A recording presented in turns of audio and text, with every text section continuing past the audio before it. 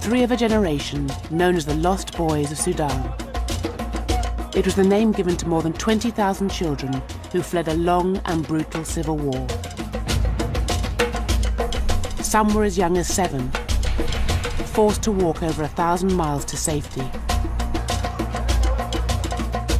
Their epic, perilous journey began over 25 years ago. It's taken some of them to the other side of the world. Now they're coming home. They'll arrive at an historic moment. The war is over and the Republic of South Sudan is about to be born. For Kwal, it's an intensely personal journey in search of long-lost family and his parents' graves. Lamb's struggle is to reconcile childhood traumas and to rebuild a new country against the odds. Paul's mission is to find a role in the new nation and win his countrymen's respect.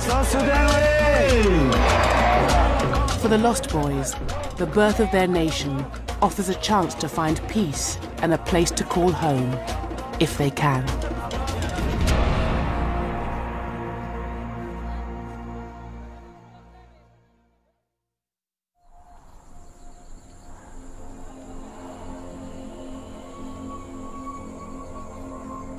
Civil war in Sudan began between the Muslim north and mainly Christian south in the early 1980s.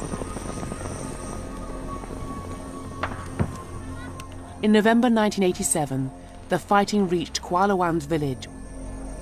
Arab raiding parties began burning homes, stealing cattle, and slaughtering all in their path. He was then 8 years old, tending his family's herd. Coming back home with the cows, we hear the sound of the gun coming out of the village. The sound intensified, so we dropped the cows and then we start running.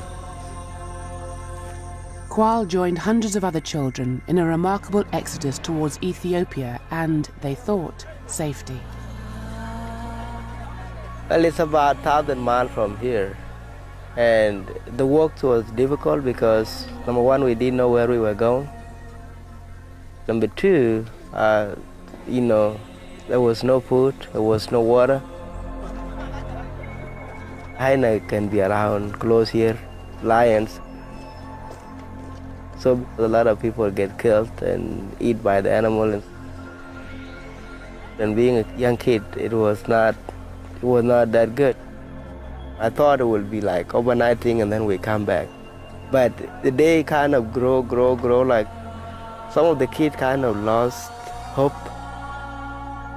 But I was one of those people who think there will be a day that we can go back home.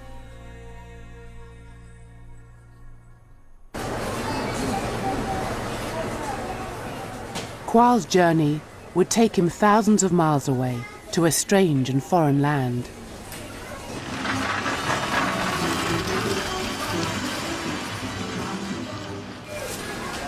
After more than 10 years living in squalid refugee camps, Kwal and nearly 4,000 Lost Boys were offered a new home in the United States. He's created a new life for himself in a land of plenty. Now the 32-year-old has a young family of his own. He's a university graduate in psychology and is studying for an MA. The proud owner of a house and 2 cars, he's come a long way from herding cattle and the family he left behind in Africa. But for Kwal, the past is never far away, even here. He manages the Arizona Lost Boys Center. With 600 members, it's the largest of its kind in America. On the wall, you kind of see the history of the Lost Boys. So it started with Sudan over there, from Sudan to Ethiopia. And then in 91, when Ethiopia had their civil war, we went back to Sudan. We stayed in Sudan for a while. And then we crossed Sudan to Kenya. And then we stayed in a refugee camp in Kenya, a camp called Kekuma, for almost 9 years. And then in 2000 and 2001, then that's when we started coming to the United States. At the center, Kwal helps his countrymen come to terms with a very different culture and society. For many, it has been far from easy. So here we call it Wall of Fame, but what it is actually is where the life history is being displayed. People write their life story, and that's a way of recovering and getting over what happened to them. Because it's part of the Lost Boys struggle today is 10 years ago, you were running away from the guns. Now you are in America and you try to regroup and make your life better, but you are leaving the past.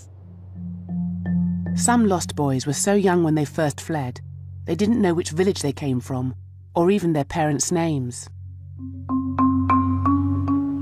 Recently uncovered documents have helped to piece together their histories. Last year, interviews and photographs taken in the 1980s were found and made available online. Among them were Qualls. So the first thing when I look at it, I saw my picture there and I wouldn't even believe it was me. I show it to my wife and my son, but I think it has a big meaning because for the last 10 years, we try to explain our history to the people who don't know what it was. And sometimes people will question, really? Did this happen? But when you have this document in hand, it kind of put the closing on that, saying that, this is the history of what I went through. Qual has been trying to track down the boys whose records have emerged, but he is learning many are still missing. Even after reaching the apparent safety of refugee camps, disease, war and starvation still claim the lives of thousands. Of the original 20,000 plus lost boys, less than half have been accounted for. The rest are presumed dead.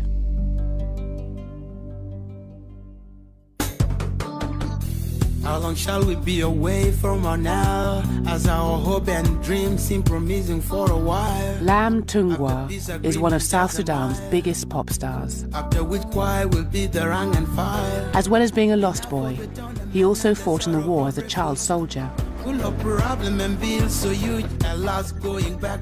Aged just 7, he was recruited into the Sudanese People's Liberation Army, the SPLA. I was then a little young guy. We were hitting cows and other things.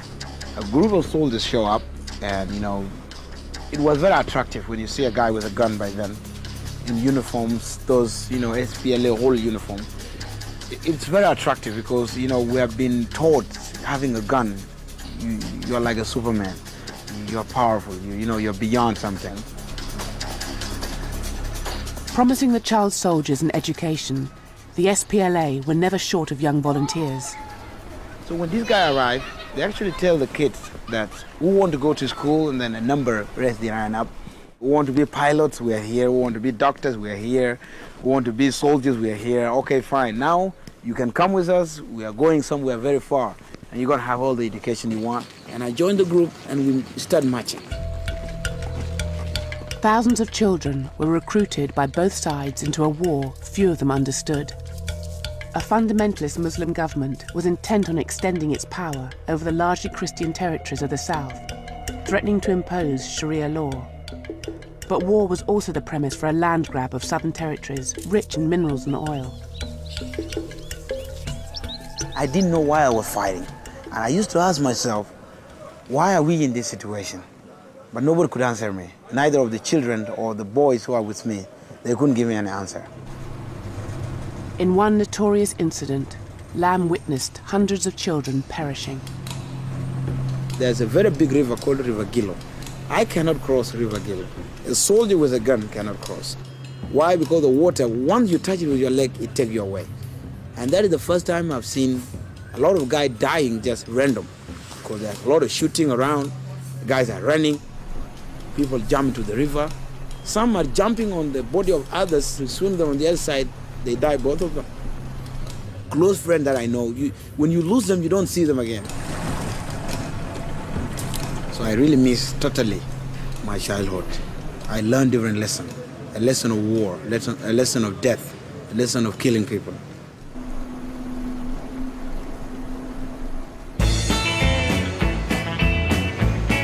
Scattered around the world, some lost boys ended up in the most unlikely places.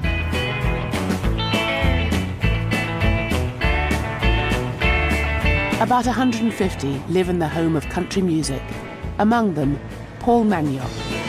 How y'all doing? With his trademark suit and tie, he's worked hard to reinvent himself. But Paul is still haunted by the memories of when his village was attacked. The time they came, they burned houses. A lot of my relatives were killed, some who were in the military and some who are not in the military. People are running like crazy. You hear people crying everywhere, and it became a disaster. You hear women, Mandio, Mandio, it's like, my child, my child, my child.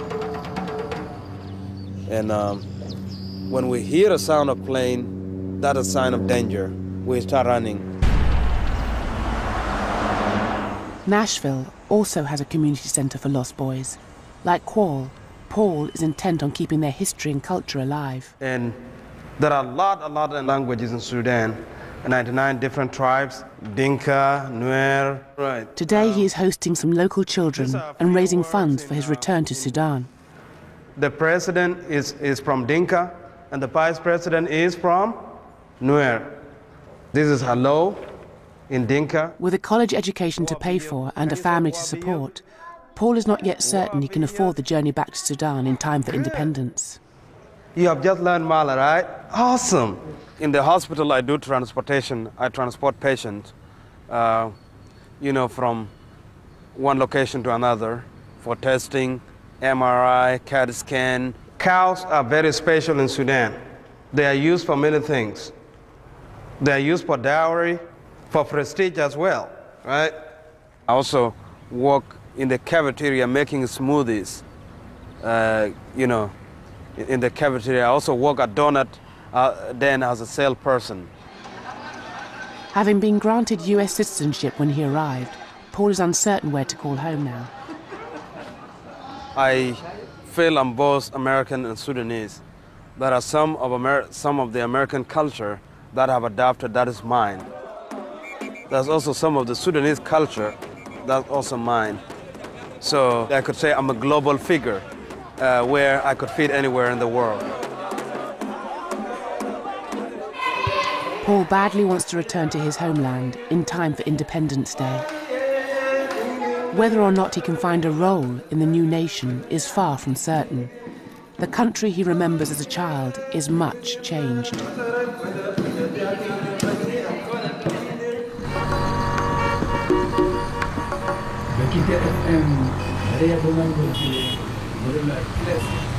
Makita Radio, the voices and music of Africa.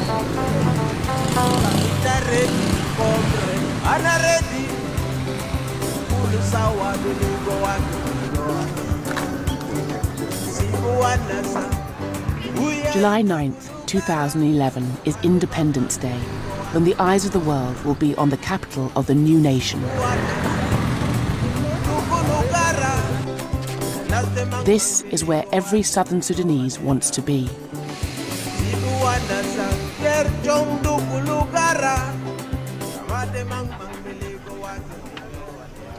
How does it feel to be here in Sudan? Well, I think it's great. It's home, so I feel good. Very excited to be here.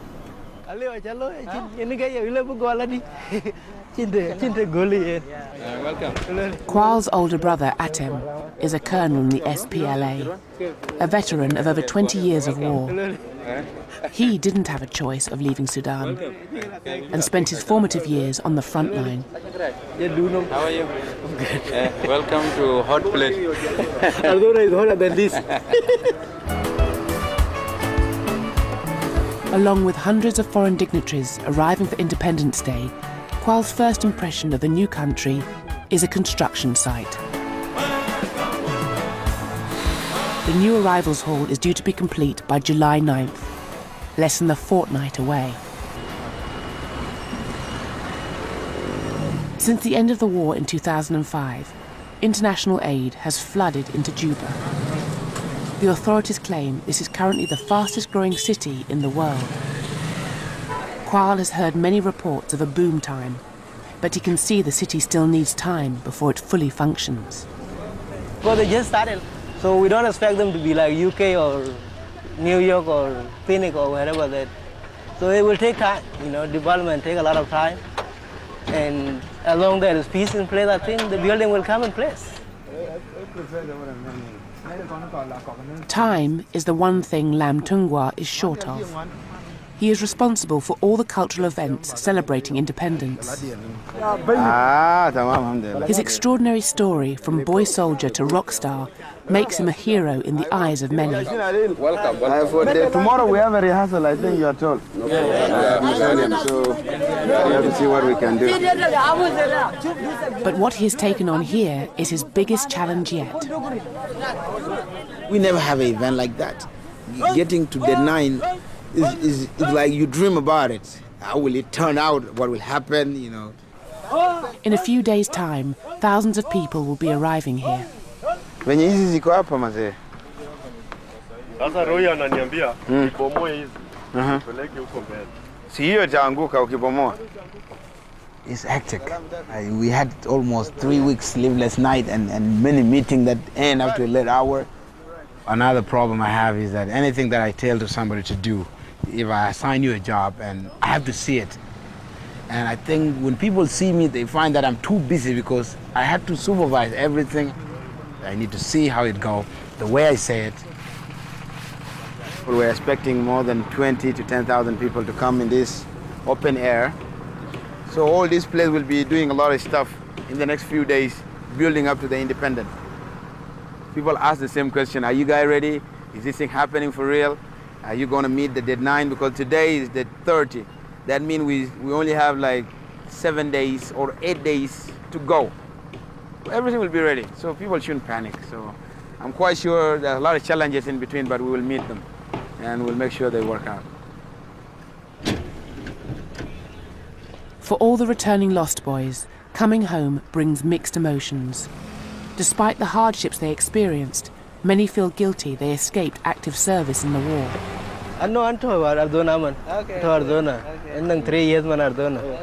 For Kwal, veteran soldiers like his brother won a nation's freedom the hard way.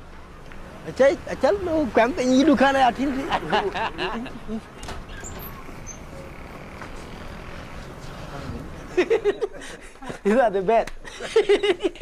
Welcome. Thank you. Thank you. People talk about the war that have been fought for the last 22 years, so they were the fighters.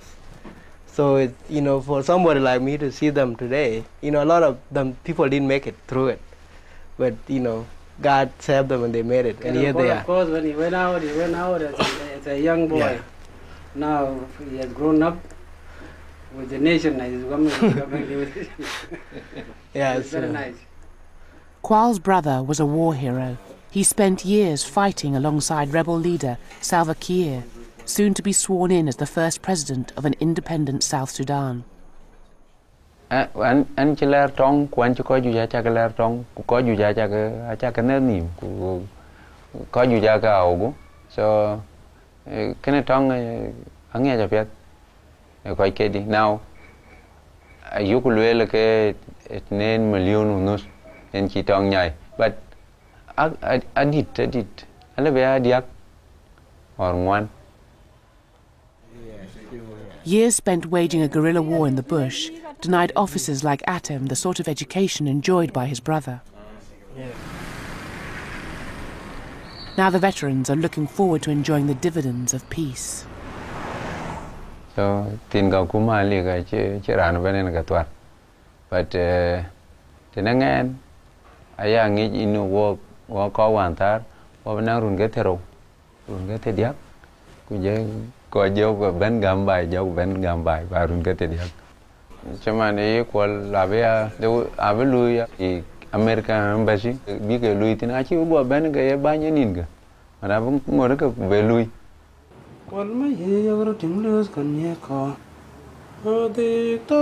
Paul is so desperate to return in time for Independence Day, he's decided to buy a ticket to Sudan on his credit card. The donut and smoothie salesman is returning with a mission.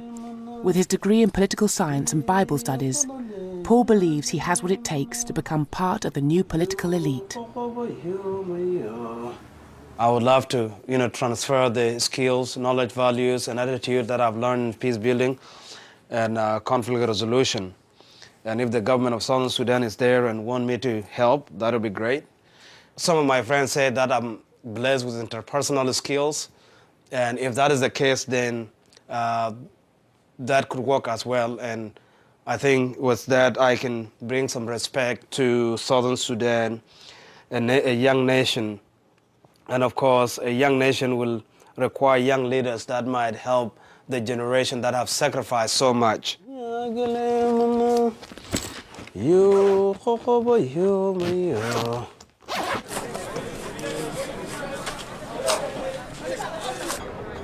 The new parade ground, the centrepiece for Independence Day, is a long way from being completed. With just 8 days to go, the former guerrilla fighters of the SPLA are rehearsing. With little experience of ceremonial parades, they've enrolled officers of the Kenyan army to lick them into shape. And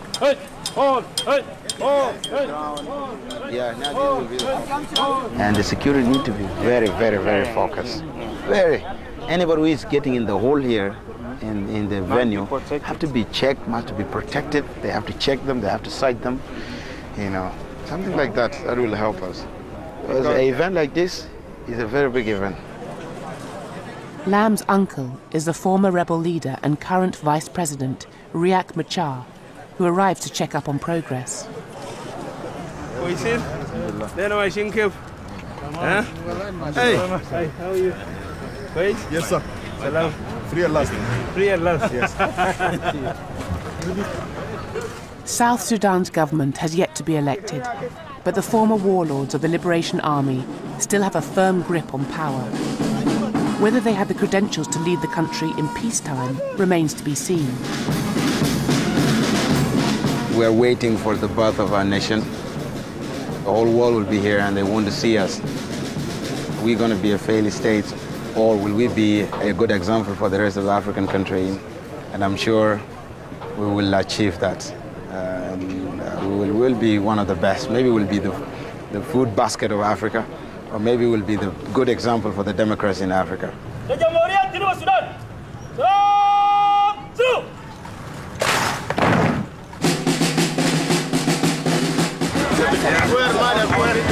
you ready? Oh yes. Physically, mentally ready. Despite widespread optimism, lasting peace is far from guaranteed here. The threat from the north is clear and present. With days to go before the south becomes independent, reports are coming into Juba that just 400 miles north, fighting has broken out for control of contested border areas and oil fields. It's in direct contravention of the 2005 peace agreement, when both sides agreed to demobilize 90,000 soldiers, over half of South Sudan's army. But neither regime has met these promises. With 160,000 soldiers still on the government's payroll, this is a country more prepared for war than peace.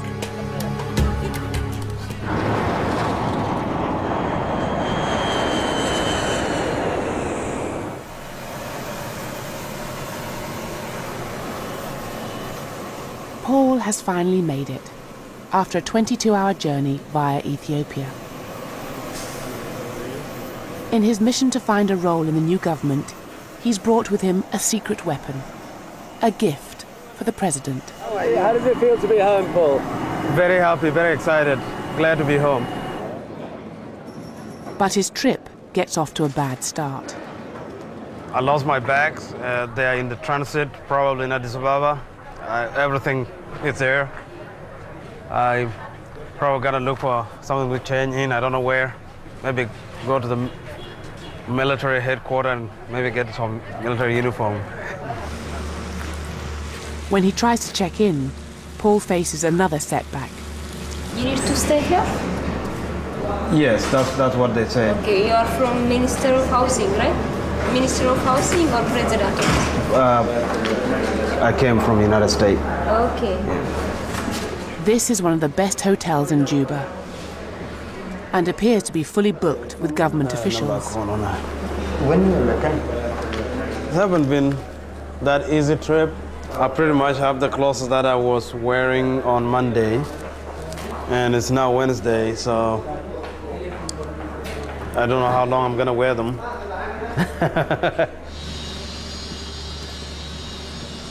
It takes him an hour, but finally the hospital porter from Nashville is found a room.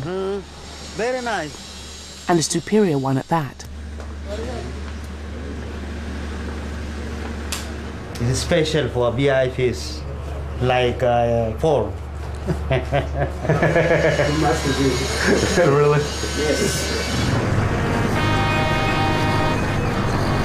Message for the celebration of South Sudan's independence 2011.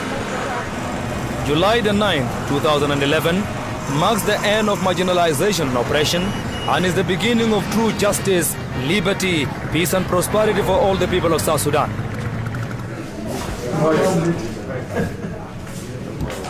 Don't send some of them to Khartoum. No, T-shirt them out now. Understaffed and underfunded, Lam and his team are struggling with the workload. It's very hectic, I know. You should have first aid. First aid. Did you take any money from that 500,000 which was there or something? He's managing everything on a shoestring. Every T-shirt has to be accounted for. 5 only. You took a lot of T-shirts. No, we didn't. No, you take 10. With you okay, you take 10, okay? What do you mean by 10? But this guy, I've been working with them since morning. I have to pay them. Honestly, I don't have 200.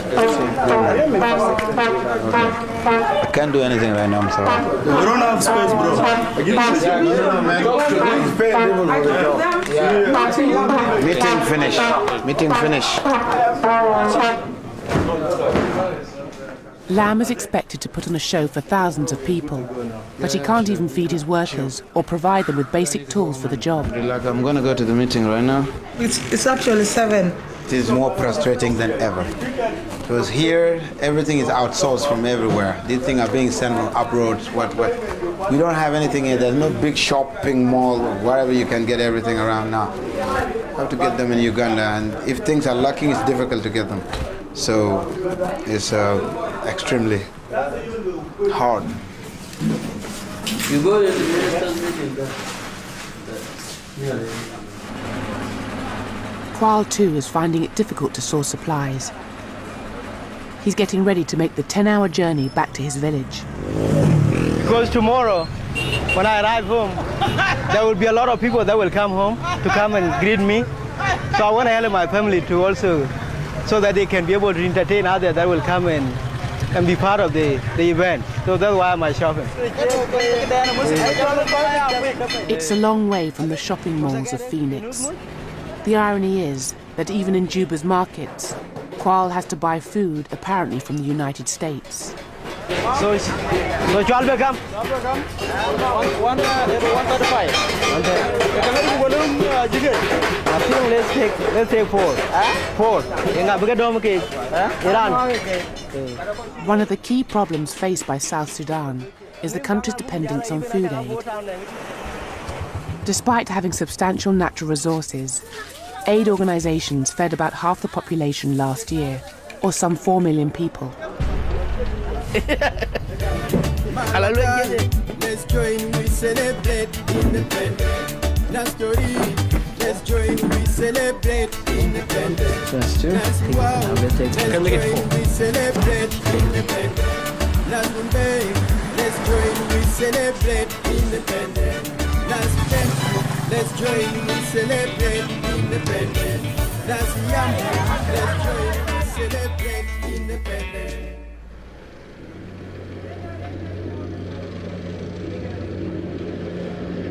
It's 3 days since he arrived, and Paul is getting impatient. Went to Juba airport and to claim my bag the second time. And it looked like there's none available. So I actually took these clothes, took them off this morning and talked someone into washing them. Paul has another challenge. He hasn't brought enough cash with him and expects South Sudan to have the same banking facilities as in the US. I haven't found a working ATM yet. If there are some working ATM, then there are very few, and I really don't know where they are. I got to do some homework, finding out from people who have been here a little longer than I am. So yes, it's going to be a little interesting, and yeah.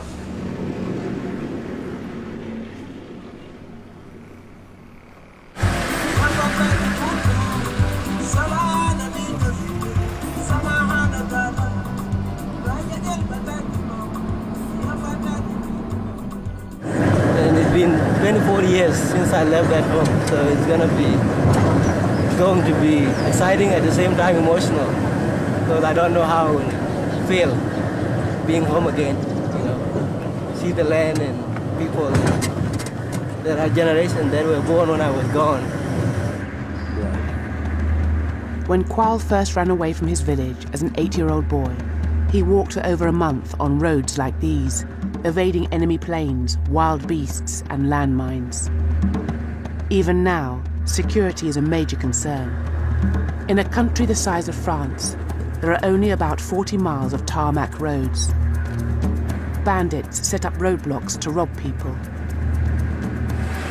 An armed escort is essential. For the safety, we have to have a gun. So James is carrying a gun to guide as a security. At the same time, James is my cousin. He's now in the police here. Outside Juba, the contrasts become apparent very soon. 90% of the population is illiterate. And a 15-year-old girl here has more chance of dying in childbirth than completing school.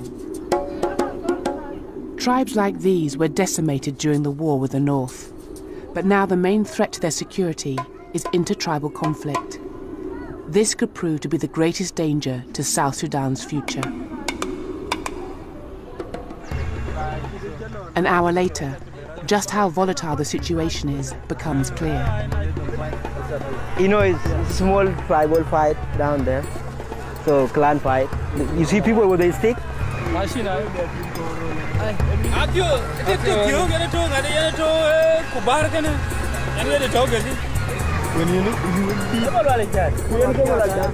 Here, just one soldier with a machete is the difference between order and bloodshed.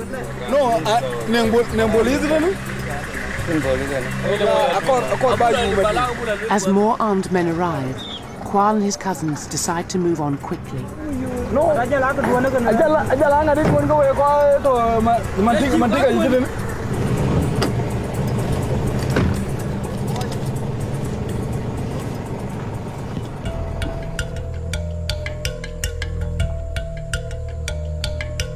200 miles north of Juba, Boertown was the birthplace of the rebellion against North Sudan in the 1980s. It is now home to lost boy Manyang Jok. 2 years ago, he gave up a comfortable home and secure job in the United States to help rebuild his country. There's no air condition, there's no running water, and there's no good health, like good sanitation. Manyang has first-hand knowledge of Sudan's tribal conflicts. He monitors the daily incidents of violence in the country's largest state, Jonglei. With a ship's container for an office, his job is to count the bodies. Some days can be 100, other day can be 50. Find bodies laying or littering on the street, not buried, naked bodies of either attackers or those who are attacked. It's very, very bad to see. And cattle wrestling, it can be 200 to 500 cows wrestled in one day. But there is another, more sinister aspect to ethnic conflict among some tribes. Even today, children are still victims of the cycle of violence. It's not all the tribe that abduct children, but Murle have a culture of selling child to those who happen to have no children. So they use child abduction for business. Manyang is realistic about resolving tribal disputes, that have been going on for centuries. Independence alone cannot do anything. We just need a mental change from those who just come from the war. We also need the involvement of the entire world to bring education to Southern Sudan. So independence alone cannot change this one.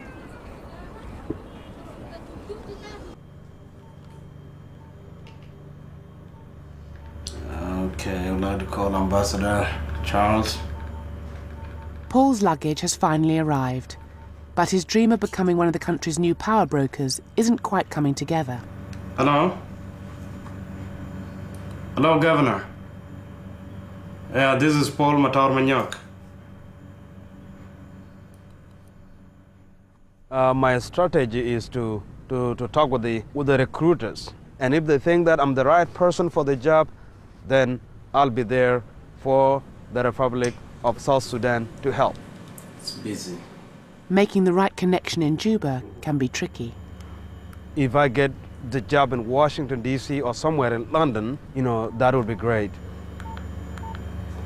And I could call myself a quick learner. I can take to the job like dug into water. All right.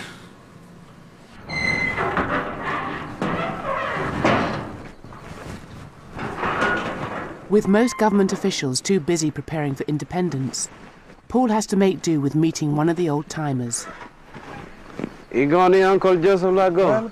Welcome, young man. Thank you. Welcome. Joseph Lagu was one of the original rebel leaders in the struggle for independence and still has the ear of the president. How is life in Juba? Well, life in Juba is good. It's colorful these days. That's right. It's not long before the would-be ambassador presents his credentials. My name is Paul Matar-Manyok. Mm-hmm. Yes, I'm one of the young men whom happen to be called the Lost Boys of Sudan. Yes, from your name, you are from Bor, are you? Yes, I'm from Bor, and I'm from the tribe called Wal. Yes. Wal is my uncle. Ah, very good. I went to school also in the United States. I graduated, and the aim of me coming here is to participate in the independent. With you being an advisor to the president, yes, I'm also looking for a job. Mm-hmm. I think my services will be more needed here in South Sudan, in the new nation, where a lot of college graduates are pretty limited. Yes. And I'd be glad to help in any capacity, be it at diplomatic level or be it at whichever level that I could be posted. With the job application not going as well as he hoped, Paul unveils his surprise package. And if you won't mind, I can go ahead and open it and show you what the message is. Yes. The gift for the president.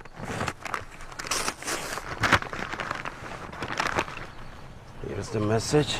It says the message that it was put together by artist named John Kwal Makwach.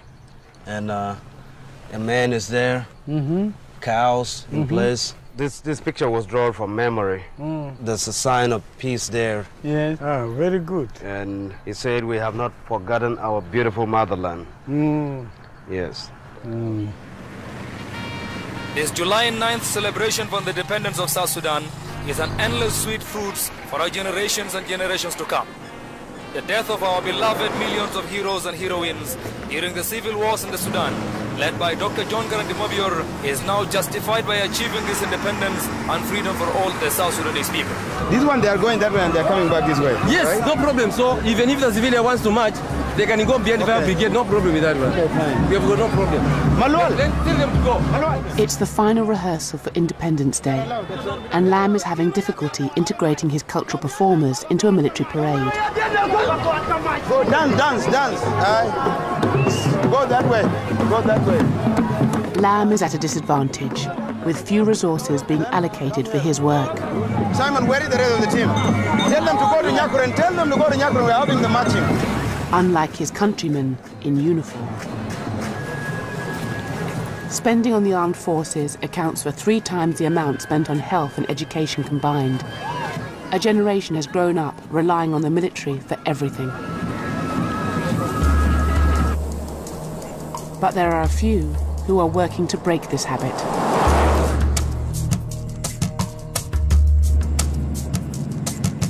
Anna Hoth was a teacher in the refugee camps of Ethiopia and had to flee with the Lost Boys. So this place used to be full of landmines, and a lot of people lost their lives here. And up to now, nobody's sure whether it's safe. You can see it's a bit deserted. It has to be demined, and how can you really demine it? It's bushy. A lot of trees have grown here, and some mines are carried up, have grown together with the tree. So they lost a lot of lives here. It's sad. Anna's job is to turn Sudan's soldiers into useful citizens. She runs programs across the country encouraging former combatants to surrender their arms and retrain. This is a training center, an old government training center. What you are seeing there are women combatants. They were trained for 3-4 months, and they've been operational. They've been stitching uniform for schools and get some income. So today we are going to give them gifts as they graduate. In the war, only a few girls fled their villages alongside the Lost Boys. Most remained with their families, facing the risk of rape or enslavement at the hands of Arab militias. A significant number, like these women, chose to fight in the rebel army. Now they've been retrained as dressmakers. Today is graduation day. Salam takum. Kwaisin? Ito mtanin waqf the jesh na khalas salam min jesh.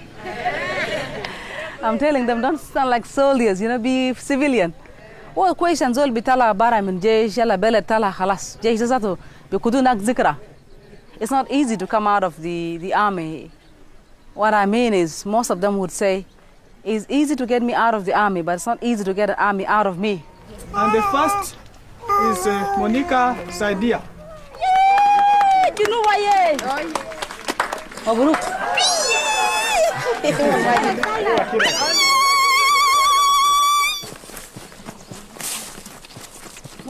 The most important part of Anna's program is persuading soldiers to become farmers. Something about this young generation who only know how to carry gun. They went through a trauma deeper than what you can imagine.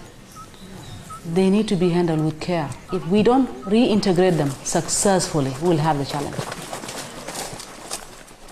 South Sudan has the climate and soil to become Africa's breadbasket, but only 4% of all arable land is cultivated here. Carrots, cabbages, what are those? Cabbages? Our grandfathers for 1,000 years have been surviving on farming. And then we got disconnected somehow during the war, relying on relief food. We have to go back to farming and connecting back to normal life, getting independent by ourselves. And that's the only way to fight poverty. From army of war to an army of development. This song says Africa is pregnant, the baby nation will be born along the Nile Valley. Yes, sir! Don't discourage Africa, I say. Africa is pregnant. You don't discourage Africa, I say. Africa is pregnant. Don't keep up with the tribal war. Can't solve the problem. You don't keep up with the tribal war. Can't solve the problem. Don't keep up pulling trigger. We lose lot of people.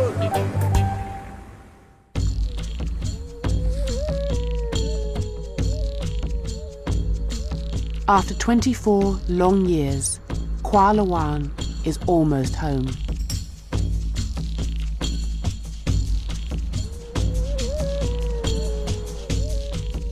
But his village has changed beyond recognition.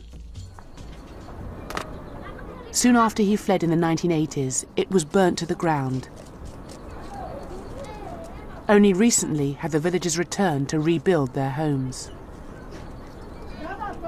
Because, you see, It used to be a very close village with a lot of people, but look now. It's way different. The way I left it is not the way it is, so it's more emotional than I thought. One of the main reasons Qual has returned here is to try and find his mother's grave to pay his respects. So,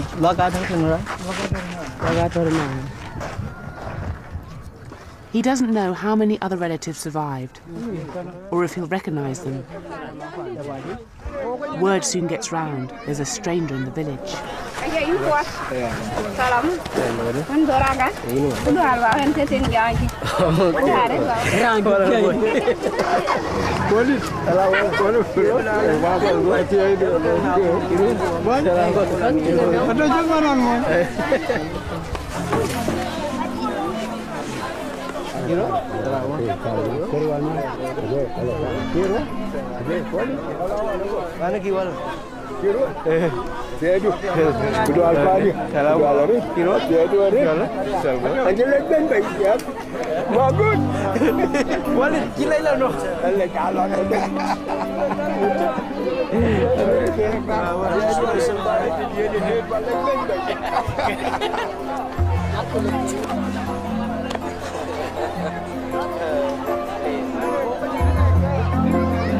This is one of my uncles, so I told you there are 4 of them that are still alive.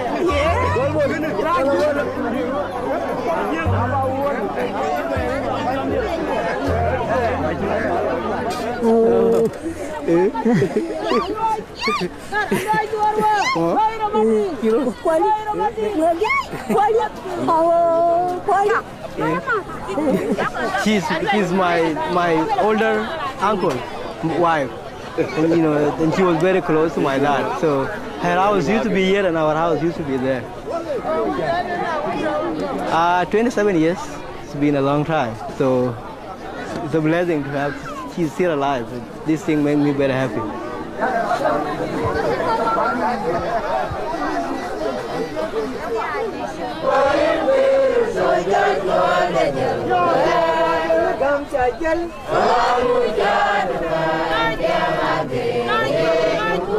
For Qual's relatives, the lost boy is a returning hero. They had no idea whether he had survived the war or not. Now a new generation of young men tends the cattle. Few of Qual's childhood friends made it through the war, casualties among the 2.5 million death toll.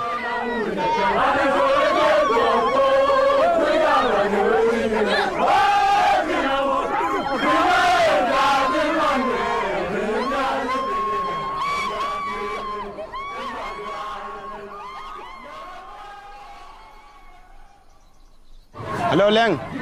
Where are you? It's the eve of independence, and Lam is staging a warm-up event, a parade around Juba. Who is leading us? Did you tell them? No, I told them the border, the one leading. But it's behind schedule. The temperature is over 100 degrees and rising. Let's go, guys! Guys, we are going. We are going. Slow down. Don't go too fast. I never believed it would be the way it is today. It took a lot of sleepless nights for us, but now these are our days.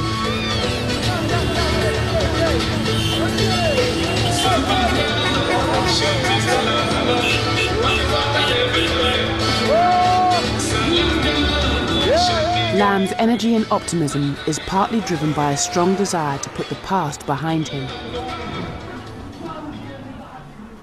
At the end of the day, at the end of the tunnel, it's not only me who went through a lot of problems. There's a lot of people who went through a lot of problems. Death, trauma, everything.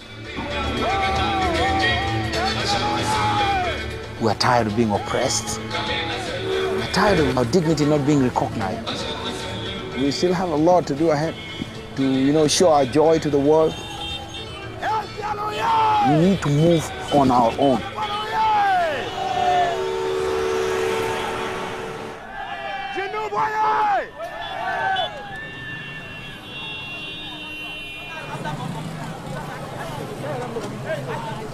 Paul has yet to find a vacancy in the diplomatic services.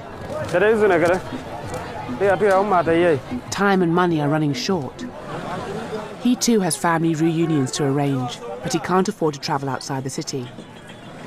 He's just got word that his aunt and brother are coming to Juba. It'll be the first time he's seen them since childhood.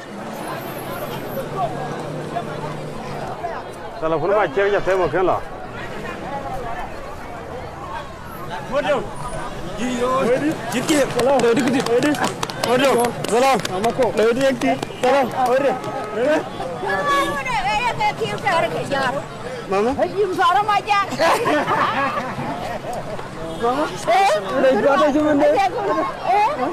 Mama?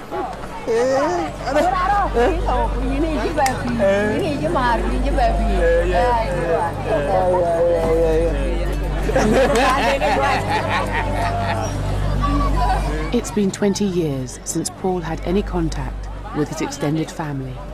They have much to catch up on.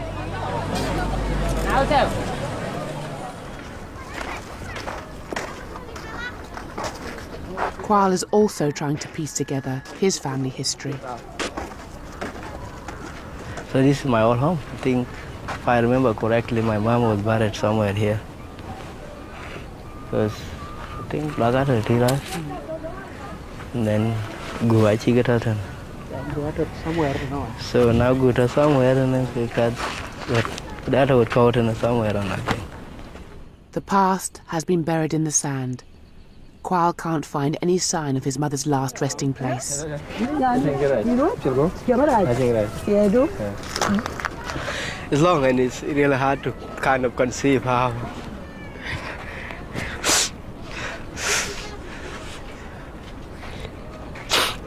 Come where I used to play and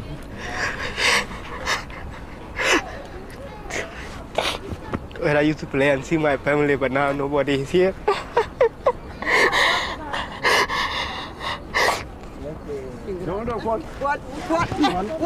What? Oh, you just what you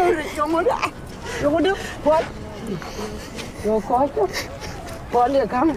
Con, cái lô có phình. Cái lô, cái kia là cũng giúp tìm. Mày, rồi đấy, chị đó.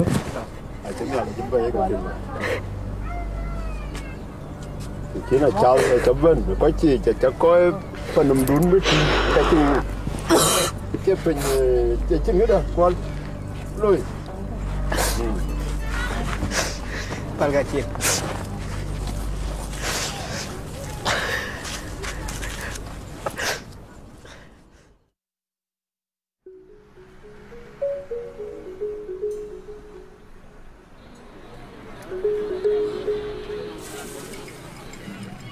July the 9th, 6 a.m.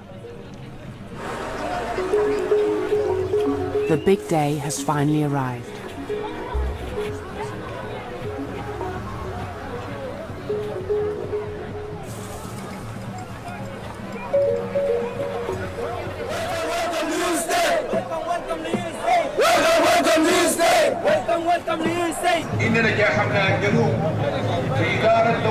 For Paul, it's an occasion full of possibilities. He's managed to swing a guest pass and can network with the great and the good. Although the crowd doesn't recognize him, he enters like a seasoned diplomat. South Sudan, hoye! South Sudan, hoye! Very happy that I'm in a free nation. This will be the young baby that have just been born, number 193 in the world. It's a very exciting moment. My people are happy, and I'm happy with them. And also meeting my relatives, meeting my aunt, seeing her for the first time since 1987. It's a great day, and I'm very, very happy. Never, never, never, never.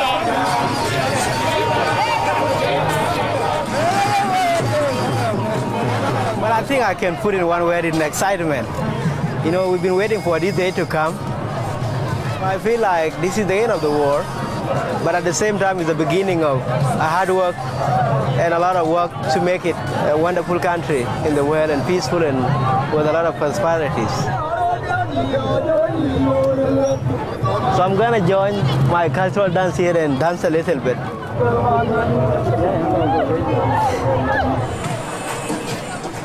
4 hours late, the formalities begin. hundreds of foreign dignitaries have arrived from around the world. Australia! Oceania! Independence here is a triumph for them too. The international community has bankrolled the process of peace building. But unless the South Sudanese can break their habit of dependency on foreign aid, the world's newest state may well become a failed state.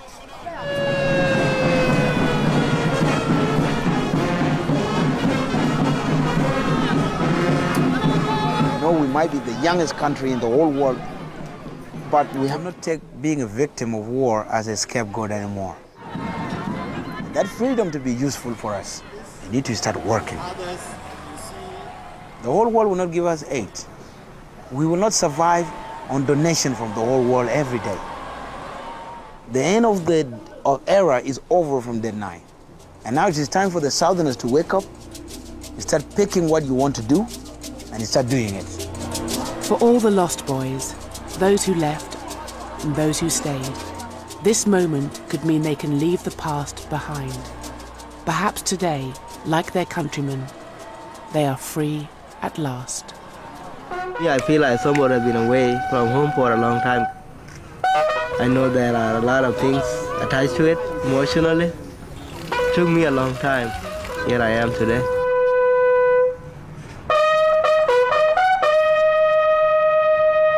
The raising of the flag of South Sudan.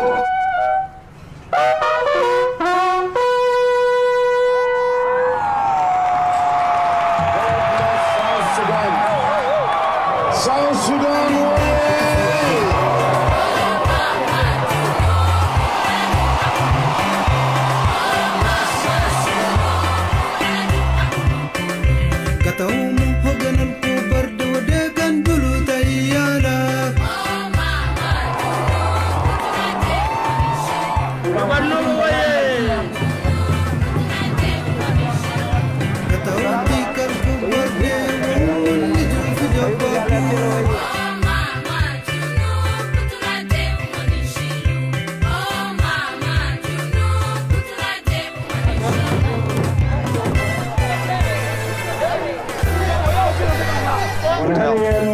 Okay. Nayin.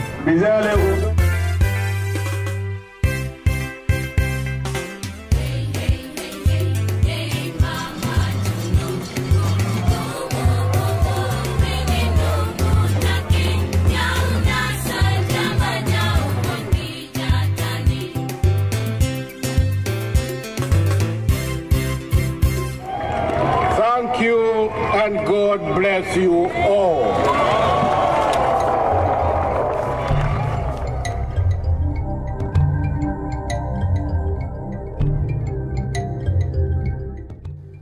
And we're back in Africa for Jonathan Dimbleby's African Journey. That's here on BBC HT at 11 on Wednesday. Next this evening, though, we're into the kitchen with Raymond Blanc.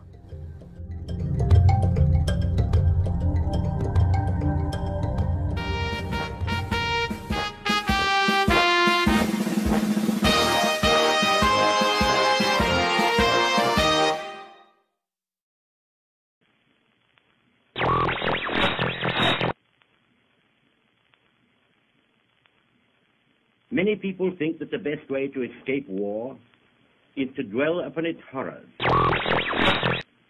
and to imprint them vividly upon the minds of the younger generation. They flaunt the grisly photographs before their eyes. They fill their ears with tales of carnage. They dilate upon the ineptitude of generals and admirals. They denounce the crime and insensate folly of human struggle.